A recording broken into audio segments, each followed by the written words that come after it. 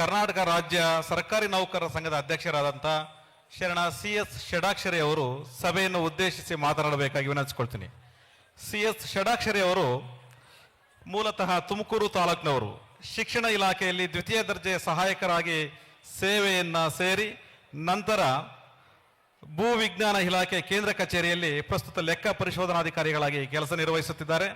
ಕರ್ನಾಟಕ ರಾಜ್ಯ ನೌಕರರ ಸಂಘದ ಅಧ್ಯಕ್ಷರಾಗಿ ಸರ್ಕಾರ ಮತ್ತು ನೌಕರರ ನಡುವೆ ಸೇತುವೆಯಾಗಿ ಅನುಪಮ ಸೇವೆ ಸಲ್ಲಿಸುತ್ತಿದ್ದಾರೆ. ಸರ್ಕಾರದಿಂದ ನೌಕರರಿಗೆ ದೊರಕಬೇಕಾದ ಸೌಲಭ್ಯಗಳನ್ನು ಒದಗಿಸುವಲ್ಲಿ ಪ್ರಾಮಾಣಿಕ ಪ್ರಯತ್ನ ಮಾಡುತ್ತಿದ್ದಾರೆ. ದೀರ್ಘಕಾಲದ ನೆನೆಗುದಿಯಲ್ಲಿದ್ದ ನೌಕರರ ಪ್ರಮುಖ ಜ್ವಲಂತ ಸಮಸ್ಯೆ ಬೇಡಿಕೆಗಳನ್ನು ಈಡೇರಿಸುವಲ್ಲಿ ಪ್ರಮುಖ ಪಾತ್ರ ವಹಿಸುತ್ತಿದ್ದಾರೆ. ಅವರು ಈಗ ಸಭೆಯನ್ನು ಉದ್ದೇಶಿಸಿ ಮಾತನಾಡಬೇಕಾಗಿ ವಿನಂತಿಸಿಕೊಳ್ಳುತ್ತೇನೆ.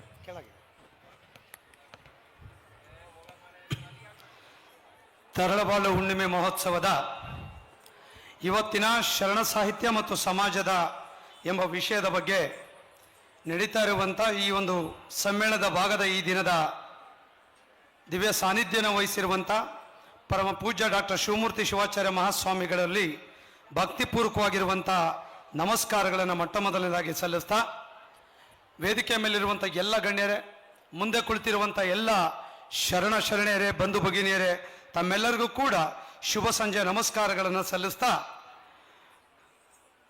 ಸಿರಿಗೆರೆಯ ಬೃಹನ್ ಮಠ ಸಾಮಾಜಿಕವಾಗಿ ಶೈಕ್ಷಣಿಕವಾಗಿ ಎಲ್ಲ ಸಮಾಜದ ಬಂಧುಗಳಿಗಾಗಿ ಸದ್ಭಕ್ತರಿಗಾಗಿ ತನ್ನದೇ ಆದ ಕಾಯಕದ ಮುಖಾಂತರ ವಿಶೇಷ ವಿಭಿನ್ನ ಕಾರ್ಯಕ್ರಮಗಳನ್ನು ಕೊಡ್ತಾ ಇರುವಂಥದ್ದು ತಮಗೆಲ್ಲ ಕೂಡ ತಿಳಿದಿರುವಂಥ ವಿಚಾರ.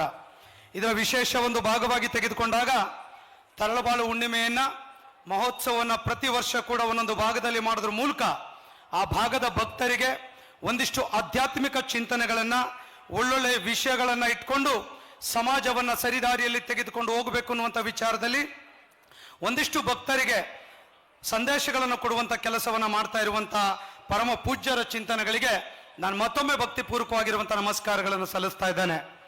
ಪರಮ ಪೂಜ್ಯರು ಈ ಬಾರಿ ನಾವು ತೆಗೆದುಕೊಂಡಂಥ ಸಂದರ್ಭವನ್ನು ನೋಡಿದಾಗ ಆಹ್ವಾನ ಪತ್ರಿಕೆಯಲ್ಲಿ ಸಮಾಜ, ರಾಜಕಾರಣ, ಶರಣ, ಸಾಹಿತ್ಯ, ನ್ಯಾಯದ ವಿಚಾರಗಳಿರ್ಬೋದು, ಸಂಗೀತ, ಸಾಹಿತ್ಯ ಎಲ್ಲ ಸಂಗತಿಗಳನ್ನು ಕೂಡ ಒಂದೊಂದು ದಿನ ವಿಚಾರಗಳನ್ನು ಇಟ್ಕೊಂಡು ಇವತ್ತು ಕಾರ್ಯವನ್ನು ಮಾಡ್ತಾ ಇರೋದನ್ನು ನೋಡಿದಾಗ ನಂಗೆ ಅತ್ಯಂತ ಸಂತೋಷ ಕೂಡ ಆಗ್ತಾ ಇದೆ.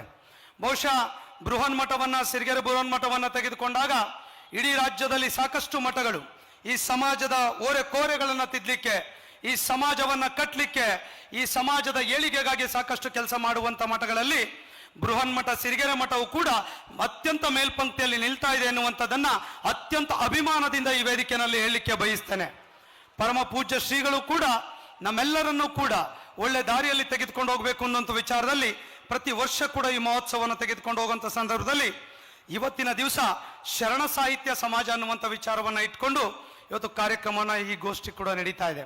ಬಹುಶಃ ನನಗೆ ಅನಿಸ್ತದೆ, ನಾನೊಬ್ಬ ಸರ್ಕಾರಿ ನೌಕರರ ಸಂಘದ ಅಧ್ಯಕ್ಷ, 6 ಲಕ್ಷ ಸರ್ಕಾರಿ ನೌಕರರನ್ನು ಪ್ರತಿನಿಧಿಸುವಂಥ ಈ ಸಂದರ್ಭದಲ್ಲಿ ಎತ್ತಣ ಈ ವಿಷಯವನ್ನು ತೆಗೆದುಕೊಂಡಾಗ ನನ್ನ ಸಂಘಟನೆ ಬಗ್ಗೆ 2 ಗಂಟೆ 3 ಗಂಟೆ ಮಾತನಾಡುವಂಥ ವಿಚಾರಗಳಿದೆ, ಸಾಹಿತ್ಯ ಇದೆ, ಎಲ್ಲದೂ ಕೂಡ ಇದೆ. ಆ ಸಂಘಟನೆ ಬಗ್ಗೆ ಮಾತಾಡ್ಲಿಕ್ಕೆ ಹೋದಾಗ ಸಾಹಿತ್ಯ ಕೂಡ ಬೇಕು. ಆ ಸಾಹಿತ್ಯದ ಆಧಾರದ ಮೇಲೆ ನಾನು ಸಂಘಟನೆಯಲ್ಲಿ ಮಾತನಾಡಬೇಕಾಗ್ತದೆ, ಕೆಲಸವನ್ನು ಮಾಡಬೇಕಾಗ್ತದೆ.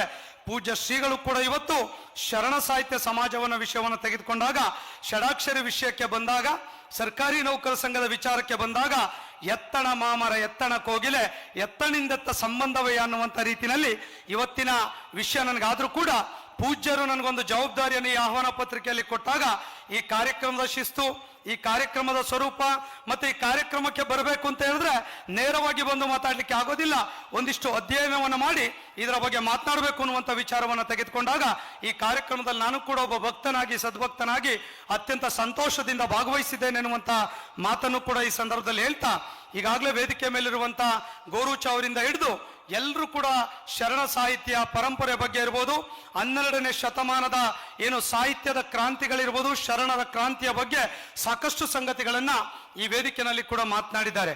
ಬಹುಶಃ ಶರಣ ಸಾಹಿತ್ಯವನ್ನು ನಾವು ತೆಗೆದುಕೊಂಡಂಥ ಸಂದರ್ಭದಲ್ಲಿ ಕರ್ನಾಟಕದಲ್ಲಿ ಅದು ವಚನ ಸಾಹಿತ್ಯವಾಗಿ ಕೂಡ ಕೆಲಸವನ್ನು ಮಾಡ್ತಾ ಇರುವಂಥದ್ದನ್ನು ನಾವು ನೀವೆಲ್ಲರೂ ಕೂಡ ನೋಡಿದ್ದೇವೆ. 12ನೇ ಶತಮಾನದಲ್ಲಿ ಏನು ಭಕ್ತಿ ಭಂಡಾರಿ ಬಸವಣ್ಣನವರಿದ್ರು, ಅವರ ನೇತೃತ್ವದಲ್ಲಿ ಈ ಶರಣ ಸಾಹಿತ್ಯ ಏನು ವಚನ ಸಾಹಿತ್ಯ ಇತ್ತು, ಅದು ಭಕ್ತಿ ಪಂಥದ ಒಂದು ಭಾಗವಾಗಿತ್ತು ಅನ್ನುವಂಥದ್ದನ್ನ ನಾವು ನೀವೆಲ್ಲರೂ ಕೂಡ ತಿಳ್ಕೊಂಡಿದ್ದೇವೆ. ಅವತ್ತಿನ ಶರಣರು ಸಮಾಜದಲ್ಲಿ ಸಮಾನತೆಯನ್ನು ತರಬೇಕು, ಭಕ್ತಿಯ ಮಹತ್ವವನ್ನ ಎಲ್ಲ ಭಕ್ತರಿಗೂ ಕೂಡ ಸಮಾಜ ಬಂದವರಿಗೆ ತಿಳಿಸಬೇಕು, ಸಮಾಜದಲ್ಲಿ ನೈತಿಕತೆ ಇರಬೇಕು, ಮೌಲ್ಯಗಳನ್ನ ಎತ್ತಿ ಹಿಡಿಬೇಕು ಅನ್ನುವಂಥದ್ದನ್ನ ವಚನಗಳ ಮೂಲಕ ನಮ್ಗೆಲ್ಲ ಕೂಡ ತಿಳಿಸುವಂತ ಕೆಲಸವನ್ನು ಕೂಡ ಮಾಡಿರೋದು ನಾವೆಲ್ಲ ಕೂಡ ತಿಳ್ಕೊಂಡಿದ್ದೇವೆ. ಬಹುಶಃ ಇವತ್ತು ನಾವೆಲ್ಲ ಕೂಡ ಸಾಹಿತ್ಯಗಳನ್ನ ನೋಡ್ತಾ ಇದ್ದೇವೆ, ಯಾವ್ದಾವುದೋ ರೀತಿಯಲ್ಲಿ ಸಾಹಿತ್ಯಗಳು ಹೋಗ್ತಾ ಇದೆ. ಅವತ್ತಿನ ಸಾಹಿತ್ಯಗಳನ್ನು ನಾವು ತೆಗೆದುಕೊಂಡಂತ ಸಂದರ್ಭದಲ್ಲಿ ಸಾಮಾನ್ಯ ಜನಸಾಮಾನ್ಯರು ಕೂಡ ಅರ್ಥ ಮಾಡಿಕೊಂಡು ಓದಿಕೊಂಡು ಅರ್ಥೈಸಿಕೊಳ್ಳುವಂತ ರೀತಿಯಲ್ಲಿ ಒಂದು ಸರಳ ಭಾಷೆಯಲ್ಲಿ ಅವತ್ತಿನ ಶರಣ ಸಾಹಿತ್ಯ ಇತ್ತು ಅನ್ನುವಂಥದ್ದು ನಮ್ಗೆ ನಿಮ್ಗೆಲ್ಲ ಕೂಡ ಗೊತ್ತಿದೆ ಎನ್ನುವಂಥದ್ದನ್ನ ಹೇಳಲಿಕ್ಕೆ ಬಯಸ್ತೇನೆ. ಬಹುಶಃ ಅನೇಕ ವೇದ ಪುರಾಣಗಳಿರ್ಬೋದು, ರಾಮಾಯಣ ಮಹಾಭಾರತಗಳು ಅಂತವನ್ನೆಲ್ಲ ಓದ್ಕೊಳ್ಬೇಕು, ಅರ್ಥ ಮಾಡ್ಕೊಳ್ಬೇಕು ಅಂದ್ರೆ ಸಾಕಷ್ಟು ಕಷ್ಟಕರ ಇರುವಂತ ಸಂದರ್ಭದಲ್ಲಿ 12ನೇ ಶತಮಾನದಲ್ಲಿ ಎಲ್ಲ ಸಾಮಾನ್ಯರು ಕೂಡ ಅರ್ಥ ಮಾಡಿಕೊಳ್ಳುವಂತ ರೀತಿಯಲ್ಲಿ ಅವತ್ತಿನ ವಚನ ಶರಣ ಸಾಹಿತ್ಯವನ್ನ ನಮ್ಗೆಲ್ಲ ಕೂಡ ಇವತ್ತಿನ ಜನರೇಷನ್ ವರ್ಗೂ ಕೂಡ ಕೊಟ್ಟಿರೋದನ್ನ ನಾವ್ಯಾರು ಕೂಡ ಮರಿಲಿಕ್ಕೆ ಸಾಧ್ಯ ಇಲ್ಲ.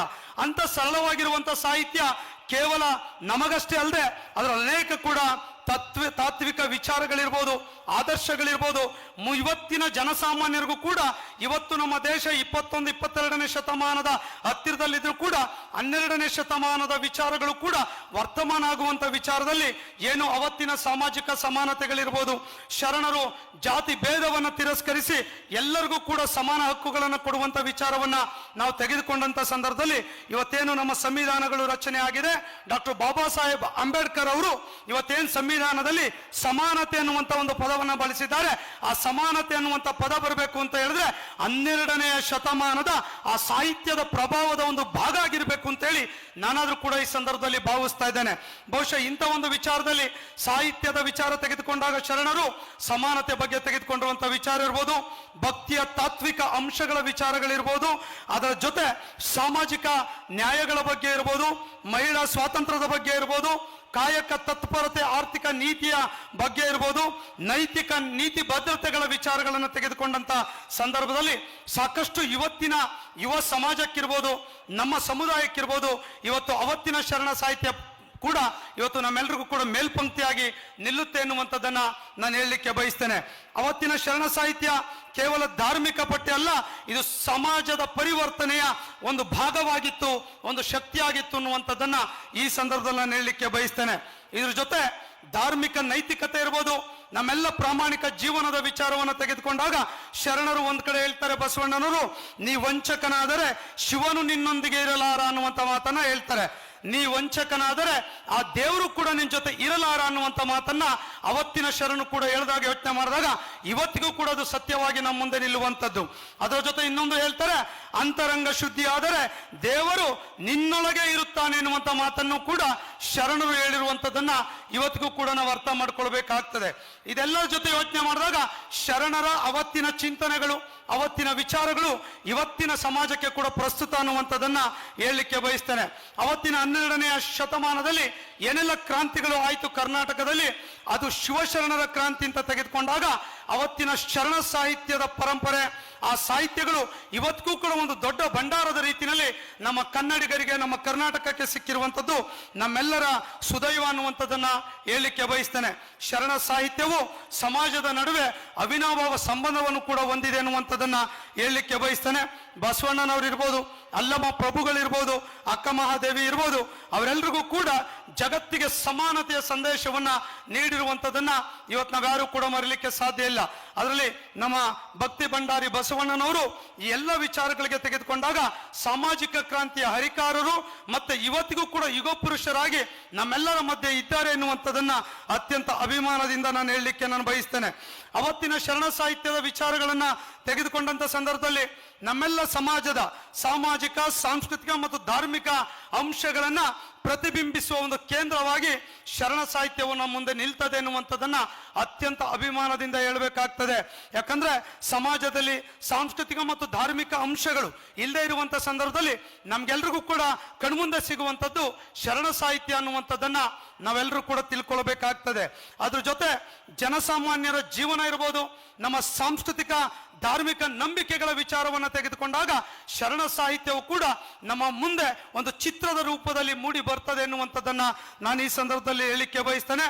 ಅನೇಕ ಸಾಮಾಜಿಕ ಸಮಸ್ಯೆಗಳಿರ್ಬೋದು, ಅನೇಕ ಕೌಟುಂಬಿಕ ಸಮಸ್ಯೆಗಳ ವಿಚಾರಗಳಿರ್ಬೋದು, ಅದೆಲ್ಲದಕ್ಕೂ ಕೂಡ ಸಮಾಜದಲ್ಲಿರುವಂತಹ ಸಾಮಾಜಿಕ ಸಮಸ್ಯೆಗಳಿಗೆ ಪರಿಹಾರ ಕೊಡುವಂತ ಕೆಲಸವನ್ನ ಇವತ್ತಿನ ನಮ್ಮ ಶರಣ ಸಾಹಿತ್ಯ ಇವತ್ತಿಗೂ ಕೂಡ ಪ್ರಸ್ತುತವಾಗಿ ಮಾಡ್ತಾ ಇದೆ ಎನ್ನುವಂಥದ್ದನ್ನ ಹಲವಾರು ನಿದರ್ಶನಗಳಲ್ಲಿ ಕೂಡ ನಾನು ಹೇಳಲಿಕ್ಕೆ ಬಯಸ್ತೇನೆ. ಅದ್ರ ಜೊತೆ ಶರಣ ಸಾಹಿತ್ಯವು ನಮ್ಮೆಲ್ಲರ ಸಾರ್ಥಕ ಬದುಕಿನ ಮಾರ್ಗದರ್ಶನವಾಗಿ ಕೂಡ ಕೆಲಸವನ್ನ ಮಾಡ್ತಾ ಇದೆ ಎನ್ನುವಂಥದ್ದನ್ನ ಹೇಳಲಿಕ್ಕೆ ಬಯಸ್ತೇನೆ. ಇವತ್ತು ವಚನ ಸಾಹಿತ್ಯ, ಶರಣ ಸಾಹಿತ್ಯದ ಅನೇಕ ಉಲ್ಲೇಖಗಳನ್ನು ತೆಗೆದುಕೊಂಡಂತ ಸಂದರ್ಭದಲ್ಲಿ ಅನೇಕ ಉಚ್ಚ ನ್ಯಾಯಾಲಯಗಳಿರ್ಬೋದು, ಕೌಟುಂಬಿಕ ನ್ಯಾಯಾಲಯಗಳಿರ್ಬೋದು, ಆ ಎಲ್ಲ ಕೂಡ ತೀರ್ಪುಗಳನ್ನು ಪ್ರಕಟಿಸುವ ಸಂದರ್ಭದಲ್ಲಿ ಶರಣ ಸಾಹಿತ್ಯ, ವಚನ ಸಾಹಿತ್ಯದ ಉಲ್ಲೇಖಗಳನ್ನು ದಾಖಲಿಸಿರುವುದನ್ನು ನೋಡಿದಂತ ಇವತ್ತಿನ ಸಂದರ್ಭದಲ್ಲಿ ಅವತ್ತಿನ 12ನೇ ಶತಮಾನದ ವಿಚಾರಗಳು ಕೂಡ ಇವತ್ತಿಗೂ ಕೂಡ ಪ್ರಸ್ತುತ ಇದೆ ಎನ್ನುವಂಥದ್ದನ್ನ ನಾವೆಲ್ಲರೂ ಕೂಡ ಅರ್ಥ ಮಾಡ್ಕೊಳ್ಬೇಕಾಗ್ತದೆ. ಇದೆಲ್ಲದರ ನಡುವೆ ಇವತ್ತು ವಚನದಲ್ಲಿ ಒಂದು ಬಸವಣ್ಣವರು ಕೂಡ ಹೇಳುವಂತ ವಚನ, ಕಳಬೇಡ ಕೊಲಬೇಡ, ಉಸಿಯ ನುಡಿಯಲು ಬೇಡ, ಮುನಿಯ ಬೇಡ, ಅನ್ಯರಿಗೆ ಅಸಹ್ಯ ಪಡಬೇಡ, ತನ್ನ ಬಣ್ಣಿಸಬೇಡ, ಇದ್ರೆ ಅಳಿಯಲ ಬೇಡ, ಇದೇ ಅಂತರಂಗ ಶುದ್ಧಿ, ಇದೇ ಬಹಿರಂಗ ಶುದ್ಧಿ, ಇದೇ ನಮ್ಮ ಕೂಡಲ ಸಂಗಮ ದೇವನೊಲಿಸುವ ಪರಿ ಎನ್ನುವಂತ ಮಾತನ್ನ ಅವತ್ತು ಏನ್ ಹೇಳ್ತಾ ಇದ್ದಾರೆ ಇವತ್ತಿಗೂ ಕೂಡ ಅತ್ಯಂತ ಪ್ರಸ್ತುತ. ಬಹುಶಃ ಇಂದಿಗೂ ಪ್ರಸ್ತುತ, ಮುಂದಿಗೂ ಪ್ರಸ್ತುತ, ಶತಶತಮಾನಗಳವರೆಗೆ ಸೂರ್ಯ ಚಂದ್ರ ಎಲ್ಲಿಯವರೆಗೆ ಈ ಒಂದು ಸಮಾಜದಲ್ಲಿ ಈ ವ್ಯವಸ್ಥೆನಲ್ಲಿ ಇರ್ತಾನೋ ಅಲ್ಲಿಯವರೆಗೆ ಕೂಡ ಈ ವಚನ ಕಳಬೇಡ ಕೊಲಬೇಡ ಏನು ವಚನ ಇದೆ, ಈ ವಚನ ಮುಂದಿಗೂ ಕೂಡ ಪ್ರಸ್ತುತವಾಗಿರುತ್ತೆ ಎನ್ನುವಂಥದ್ದನ್ನ ಈ ಸಂದರ್ಭದಲ್ಲಿ ನಾನು ಹೇಳಲಿಕ್ಕೆ ನಾನು ಬಯಸ್ತಾ ಇದ್ದೇನೆ. ಈಗ ಶರಣರು ನಮ್ಮೆಲ್ಲ ವಿಚಾರಗಳನ್ನು ತೆಗೆದುಕೊಂಡಂತ ಸಂದರ್ಭದಲ್ಲಿ ಸಾಕಷ್ಟು ಈ ಸಮಾಜವನ್ನು ಕಟ್ಟೋದಕ್ಕೆ, ಈ ಸಮಾಜದ ಓರೆ ಕೋರುಗಳನ್ನ, ಅಂಕು ಡೊಂಕುಗಳನ್ನು ತಿದ್ದಲಿಕ್ಕೆ ಸಾಕಷ್ಟು ಕೆಲಸಗಳನ್ನು ಮಾಡ್ತಾ ಇರೋದನ್ನ ನಾವ್ಯಾರು ಕೂಡ ಮರೀಲಿಕ್ಕೆ ಸಾಧ್ಯ ಇಲ್ಲ. ಇಂಥ ಒಂದು ಸಂದರ್ಭದಲ್ಲಿ ಸಾಕಷ್ಟು ವಿಚಾರಗಳು ನಮ್ಮ ಕಣ್ಮುಂದೆ ಬರ್ತದೆ. ನಾನು ಕೂಡ ಬಹಳ ವಿಚಾರಗಳನ್ನು ಮಾತನಾಡಬೇಕು ಅಂತಿದ್ದೆ. ನನಗೆ ನಿರೂಪಕರು ಭಾಷಣ ಮಾಡ್ತಾ 10 ನಿಮಿಷಗಳ ಕಾಲ ಮಾತನಾಡಬೇಕು ಅನ್ನುವಂತ ಸಂದೇಶಗಳನ್ನು ಕೊಟ್ಟಾಗ ಬೇರೆ ಬೇರೆ ಜಾಸ್ತಿ ಮಾತಾಡಿ ನಿಮ್ಮ ಹತ್ರ ನಾನು ಯಾಕಪ್ಪ ಇವ್ರನ್ನ ಕರೆದ್ರು ಅನ್ನುವಂತ ವಿಚಾರಕ್ಕೆ ಹೋಗೋದಿಲ್ಲ. ಇನ್ನೊಂದೆರಡು ನಿಮಿಷಗಳಲ್ಲಿ ನನ್ನ ಮಾತುಗಳನ್ನು ಮುಗಿಸ್ಲಿಕ್ಕೆ ಪ್ರಯತ್ನಿಸ್ತೇನೆ. ವಿಶೇಷವಾಗಿ ನಾವು 12ನೇ ಶತಮಾನ ಇರ್ಬೋದು, ಅದರ ನಂತರದ ವಿಚಾರಗಳು ಬಂದಾಗ ಸಿದ್ದರಾಮೇಶ್ವರರನ್ನ ನಾವು ನೆನಪಿಸ್ಕೊಳ್ತೇವೆ. ಸಿದ್ದರಾಮೇಶ್ವರರು ಕೆರೆಗಳನ್ನ ಕಟ್ಟಿಸಿದ್ರು, ಬಾವಿಗಳನ್ನ ಕಟ್ಟಿಸಿದ್ರು, ಕೃಷಿ ನೀರಾವರಿಗೆ ಆದ್ಯತೆಗಳನ್ನ ಕೊಟ್ಟಿದ್ರು ಅನ್ನುವಂತ ಮಾತನ್ನ ನಾವು ಈ ಸಂಧಾನದಿಂದ ಈ ವೇದಿಕೆಯಲ್ಲಿ ಹೇಳಲಿಕ್ಕೆ ಬಯಸ್ತೇನೆ. ಬಹುಶಃ ಭರಮಸಾಗರ ಇರ್ಬೋದು, ಜಗಳೂರು ಇರ್ಬೋದು, ಸುಮಾರು 1200 ಕೋಟಿ ವೆಚ್ಚದಲ್ಲಿ ಸುಮಾರು 100 ಕೆರೆಗಳನ್ನ ತುಂಬಿಸುವಂತ ಅತ್ಯಂತ ವಿಶೇಷವಾಗಿರುವಂತ ನೀರಾವರಿ ಯೋಜನೆಯನ್ನ ಹಲವಾರು ವರ್ಷಗಳಿಂದ ಈ ಭಾಗಕ್ಕೆ ಯಾರೂ ಕೂಡ ಮಾಡದೇ ಇರುವಂತ ವ್ಯವಸ್ಥೆಯನ್ನ ಸರ್ಕಾರದ ಮೂಲಕ ಮಾಡಿದಂತ ಏಕೈಕ ಪೂಜ್ಯ ಶ್ರೀಗಳು ಯಾರಂದ್ರೆ ಡಾಕ್ಟರ್ ಶಿವಮೂರ್ತಿ ಪೂಜ್ಯ ಗುರುಗಳು ಅನ್ನುವಂಥದ್ದನ್ನ ಈ ವೇದಿಕೆ ಮೂಲಕ ನಾನು ಹೇಳಲಿಕ್ಕೆ ಬಯಸ್ತೇನೆ. ಸಾಕಷ್ಟು ಕೃಷಿಗಿರ್ಬೋದು, ನೀರಾವರಿಗಿರ್ಬೋದು, ಪ್ರಾಣಿಗಳಿಗಿರ್ಬೋದು, ಪಶುಗಳಿಗಿರ್ಬೋದು, ಪಕ್ಷಿಗಳಿಗಿರ್ಬೋದು, ಅಷ್ಟೇ ಏಕೆ ಅಂತರ್ಜಲ ಉದ್ದಿಸಕ್ಕೂ ಕೂಡ ಪೂಜ್ಯ ಶ್ರೀಗಳು ಕೂಡ ಸಹಕಾರವನ್ನು ಮಾಡಿದ್ದಾರೆ ಅನ್ನುವಂಥದ್ದನ್ನ ಈ ಸಂದರ್ಭದಲ್ಲಿ ಹೇಳ್ತಾ, ಇವತ್ತು ಸರ್ಕಾರಗಳು ಮಾಡುವಂತ ಕೆಲಸವನ್ನ ಪೂಜ್ಯ ಶ್ರೀಗಳು ಕೂಡ ಮಾಡ್ತಾ ಇದ್ದಾರೆ. ಅನೇಕ ಕೃಷಿ ಇರ್ಬೋದು, ವಿಜ್ಞಾನ ಇರ್ಬೋದು, ಸಾಹಿತ್ಯ ಇರ್ಬೋದು, ತಂತ್ರಜ್ಞಾನ ಇರ್ಬೋದು, ಸಮಾಜ ಇರ್ಬೋದು, ನ್ಯಾಯಪೀಠಗಳ ಮೂಲಕ ಈ ಸಮಾಜವನ್ನ ಕಟ್ಟುವಂತ ಕೆಲಸವನ್ನ ಪೂಜ್ಯ ಶ್ರೀಗಳು ಮಾಡ್ತಾ ಇದ್ದಾರೆ. ಅನೇಕ ಸರ್ಕಾರಗಳು ಕೂಡ ಏನಾದ್ರೂ ಕೂಡ ಬಜೆಟ್ ಮಂಡಿಸಬೇಕಾದ್ರೆ ನಾನು ಕೇಳ್ತಾ ಇದ್ದೆ, ಮುಖ್ಯಮಂತ್ರಿಗಳು ಕೂಡ ಬಜೆಟ್ ಮಂಡಿಸೋ ಮುಂಚೆ ಪೂಜ್ಯ ಶ್ರೀಗಳ ಮಾತುಗಳನ್ನು, ಆಶೀರ್ವಾದವನ್ನು ತೆಗೆದುಕೊಂಡು ಬಜೆಟ್ ಮಂಡಿಸುವಂತ ವ್ಯವಸ್ಥೆ ಏನಾದರೂ ಕೂಡ ಇದ್ರೆ ಅದು ಈ ಪೂಜ್ಯ ಶ್ರೀಗಳ ಆಶೀರ್ವಾದವನ್ನು ಪಡಿತಿದ್ರು ಅನ್ನುವಂತ ಮಾಹಿತಿ ಕೂಡ ನಾನು ತಿಳ್ಕೊಂಡಿದ್ದೇನೆ. ಹಾಗಾಗಿ ಇಂಥ ಒಂದು ಪುಣ್ಯ ಕ್ಷೇತ್ರದಲ್ಲಿ ಇವತ್ತು ಒಂದು ವಿಚಾರವನ್ನ ತೆಗೆದುಕೊಂಡು ನನಗೆ ಕೂಡ ಮಾತನಾಡಲಿಕ್ಕೆ ಪೂಜ್ಯ ಶ್ರೀಗಳು ಕೂಡ ಅವಕಾಶವನ್ನು ಕೊಟ್ಟಿರುವಂತದ್ದು ನನ್ನ ಪೂರ್ವ ಜನ್ಮದ ಸುದೈವ. ಬಹುಶಃ 3ನೇ ಬಾರಿ ಈ ಕಾರ್ಯಕ್ರಮದಲ್ಲಿ ಭಾಗವಹಿಸ್ತಿರುವಂತದ್ದು ಕೂಡ ನಂಗೆ ಸಂತೋಷವನ್ನು ತಂದಿದೆ. ಪೂಜ್ಯ ಶ್ರೀಗಳಿಗೆ ಮತ್ತೊಮ್ಮೆ ಭಕ್ತಿಪೂರ್ವಕವಾಗಿರುವಂತಹ ನಮಸ್ಕಾರಗಳನ್ನು ಸಲ್ಲಿಸಿ ನನ್ನ ಮಾತುಗಳನ್ನು ಮುಗಿಸ್ತಾನೆ. ಜೈ ಹಿಂದ್, ಜೈ ಕರ್ನಾಟಕ. ಧನ್ಯವಾದಗಳು ಶರಣ ಷಡಾಕ್ಷರಿ ಅವರಿಗೆ. ಈಗ ಮುಖ್ಯ ಉಪನ್ಯಾಸ ಡಾಕ್ಟರ್ ಮಹಾಂತೇಶ್ ಬಿರಾದಾರ ಅವರಿಂದ. ವಿಜಯಪುರ ಜಿಲ್ಲೆಯ ಬಸವನ ಬಾಗೇವಾಡಿ ತಾಲೂಕಿನವರಾದಂಥ ಬಿರಾದಾರ ಅವರು ವಿದ್ಯಾರ್ಥಿ ದೆಸೆಯಿಂದಲೂ ಸಂಘಟನೆ ಹೋರಾಟಗಳಲ್ಲಿ ಗುರುತಿಸಿಕೊಂಡವರು. ಆಯುರ್ವೇದ ವೈದ್ಯಕೀಯ ಪದವೀಧರರಾದರೂ ಕನ್ನಡ ಸಾಹಿತ್ಯ ಮತ್ತು ಪತ್ರಿಕೋದ್ಯಮದಲ್ಲಿ ವಿಶೇಷ ಆಸಕ್ತಿಯಿಂದ ಸಮೂಹ ಸಂವಹನ ಮತ್ತು ಪತ್ರಿಕೋದ್ಯಮದಲ್ಲಿ ಸ್ನಾತಕೋತ್ತರ ಮತ್ತು PhD ಪದವೀಧರರು. ವಿಜಯಪುರದ BLDA ವಿದ್ಯಾಸಂಸ್ಥೆಯ ಸಾರ್ವಜನಿಕ ಸಂಪರ್ಕಾಧಿಕಾರಿಯಾಗಿ, ವಚನ ಪಿತಾಮಹ ಹಾಗೂ ಹಳಕಟ್ಟಿ ಸಂಶೋಧನಾ ಕೇಂದ್ರದ ಸಹ ಕಾರ್ಯದರ್ಶಿಯಾಗಿ, ಸಚಿವ MB ಪಾಟೀಲರ ನೀರಾವರಿ ಖಾತೆಯ ಸಚಿವರಾಗಿದ್ದಾಗ ಮಾಧ್ಯಮ ಕಾರ್ಯದರ್ಶಿಯಾಗಿ ಕಾರ್ಯನಿರ್ವಹಿಸಿದರು.